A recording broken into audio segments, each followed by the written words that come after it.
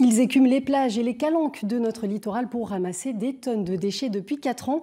Bonjour Éric Acopian, vous êtes le président du collectif Clean My Calanque. Alors on va voir des images que vous avez tournées. Les mégots font partie des déchets les plus récupérés.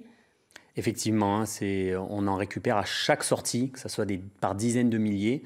On peut les voir sur les vidéos, on en prend très souvent, mais sur nos réseaux.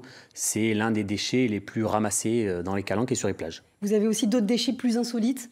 On a eu effectivement un pistolet, une pierre tombale, des couches culottes, on trouve vraiment de tout, des morceaux de voiture. C'est la chasse au trésor en fait. Alors justement, qu'est-ce qui vous motive à rassembler comme ça des gens de tous horizons pour ramasser les déchets ? Alors, ce qui nous motive, c'est en fait le besoin de rester optimiste pour continuer à gérer une association et pour qu'on continue nos sorties. Il faut qu'on soit optimiste.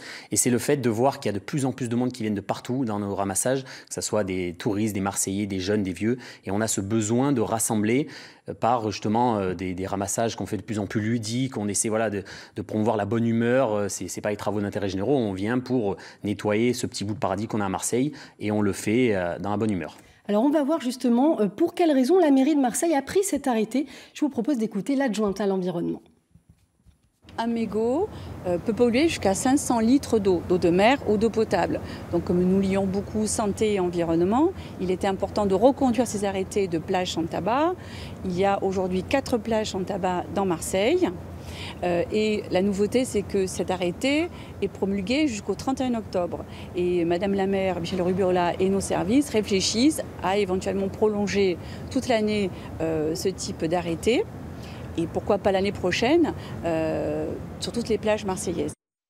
Alors oui, les mégots, justement, que vous disent les personnes quand vous les sensibilisez à ne pas jeter les mégots par terre ? Alors on a vraiment toutes les réactions. On a les Marseillais qui disent c'est la faute des touristes, les touristes la faute des Marseillais, les vieux, les jeunes, etc. En fait, tout le monde se rejette la pierre. Et nous, du coup, on essaie justement de contrer ça. On essaie de sensibiliser les gens, d'abord, au lieu de leur crier dessus, de les critiquer. On vient et on dit, venez rassembler vous avec nous, on ramasse ensemble. Et on essaie d'unir et de créer une force, en fait, pour justement qu'on évite juste de se jeter la pierre dessus et perdre du temps. Vous êtes mobilisé depuis 4 ans avec de nombreux rassemblements. On a l'impression que les comportements évoluent peu. Qu'est-ce que vous en pensez ?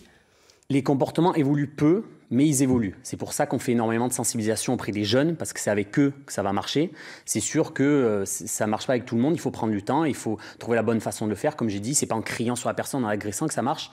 Mais quand on fait des ramassages, on a très souvent des gens qui se joignent à nous, des gens qui se posent la question de ce qu'on fait et qui se prêtent au jeu.